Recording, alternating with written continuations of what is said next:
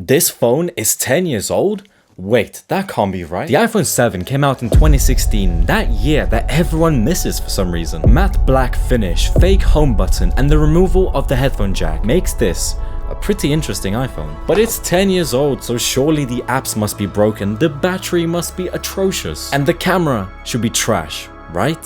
However, I couldn't help but notice that this phone can be found really cheap on eBay, which oddly enough is just about the same price as the cheapest brand new Samsung phone, which in many ways is absolute dog breath. Which got me thinking, if you have a negative balance in your bank account, is it better to buy a cheap brand new phone or just something like this? What would happen if I just try this phone for a day? I have too many questions, so let's just do the unboxing.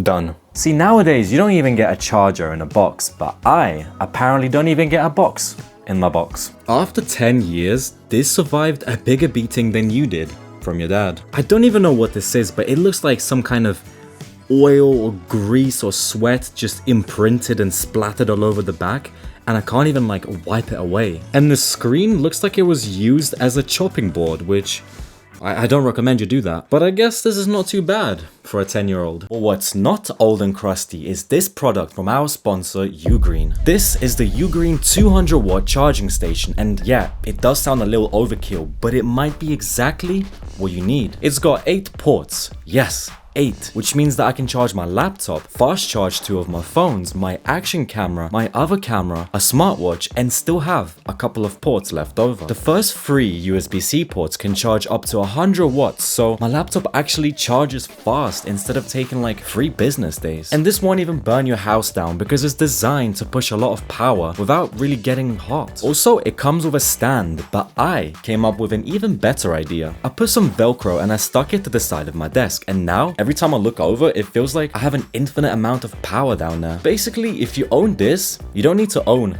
like 100 different chargers. And if that sounds good, I'm gonna leave a link down below. Look at this goofy ass Mickey Mouse looking spiral cable. Whoa, whoa.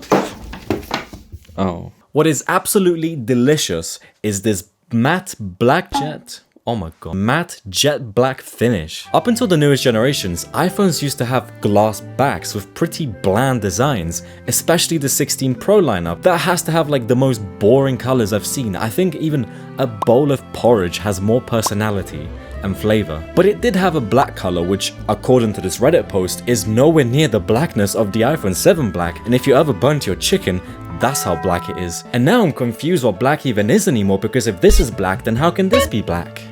Anyway, unlike anything that you see today, this phone has a home button which uses Touch ID. And unlike any phone, this button isn't even physical. This is literally just a flat slab of glass which creates a fake click with a vibration to make it feel like a click. And I wish I could make you feel as good as this button makes me feel, because damn, this click is satisfying.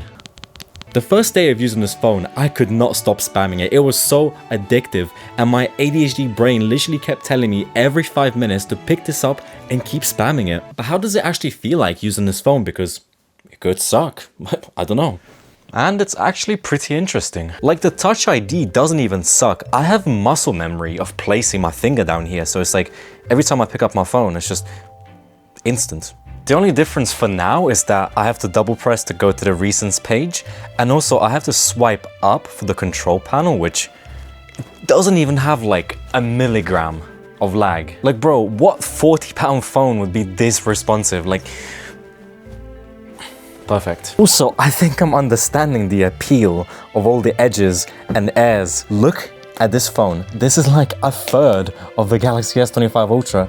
This is so light. Like, what happened to phones? The difference is actually crazy. And I want to say this again, but the Touch ID was such a good idea. It's so reliable, and dare I say, I actually prefer it to the Face ID. But my fantasy starts to crumble really quickly because this phone is stuck on iOS 15, which is 4 years behind. But it doesn't really feel like it. If anything, I kinda like this old iOS look, and I don't mind being handicapped for the sake of nostalgia. Installing Instagram doesn't seem to be a problem, and when it warns you about the iOS requirement, you can just download an older version. And as far as I can tell, as long as you can look at your DMs, which is none, and then you can scroll your reels, it doesn't really make a difference what version you're on. Yes, ChatGPT refused to download, but then there's nothing stopping me from just using the browser version, which, yes, does have some UI glitches. If I showed you 2 selfie videos, one from the Galaxy S25 Ultra and one from the iPhone 7, can you really tell or even care that much? So this one is actually the iPhone, but do I kind of almost prefer this one? What's going on? And if I walk around my room, you can definitely start seeing some difference. And if you take a low light image, well, without night mode, it's pretty useless. If you look around the camera app, it's missing like everything. There's no ultra wide, there's no portrait mode, there's no high megapixel, no cinematic mode, no photographic styles. It has like nothing apart from just a camera. And that one camera must be really good because something crazy just happened. I was just sitting here like an NPC just minding my business.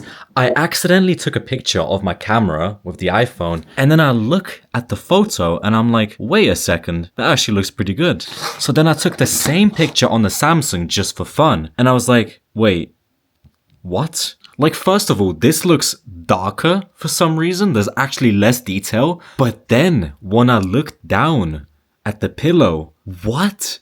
How is this even possible? And then if you look at the MacBook, look at the iPhone, it looks clean. The Samsung, what is this compression? It's like green and all messed up. A 10-year-old iPhone somehow beat a Samsung? What is going on? Obviously, that's not a conclusive test, so I decided to run outside and test the camera to really make sure I wasn't hallucinating what I just saw. Yeah, of course the Samsung is better, who am I even kidding? What's very concerning though is the battery life, because with 88% battery health, this technically on paper has like half the battery of even the iPhone Air. But this can easily rip through Clash of Clans, even though that game is technically older than this phone. But that doesn't matter because after 5 minutes it only chewed up through 5% of battery, which means if you're doing absolutely nothing with your life, which you probably are, the battery is probably going to be fine. And you know what's funny? Technically on paper, the iPhone 7 has the same performance as the cheapest Samsung phone. So if that phone is designed to last for another 6-7 years, then this iPhone should technically still be able to perform for that long, which would make it like 17 years old at that point. Make that make sense. And before you get excited, this phone only has 32 gigs of storage, which is nowhere near big enough for your homework folder. And it's crazy because nowadays you can get an iPhone with like 2 terabytes of storage. Who on earth needs 2 terabytes? I'm sorry, like I have like 3 terabytes of hentai on my hard drive, bro. Yeah, maybe that guy. And I can already smell the people who are like, oh, but the screen is IPS and the battery sucks and there's no MagSafe and there's no 50 megap...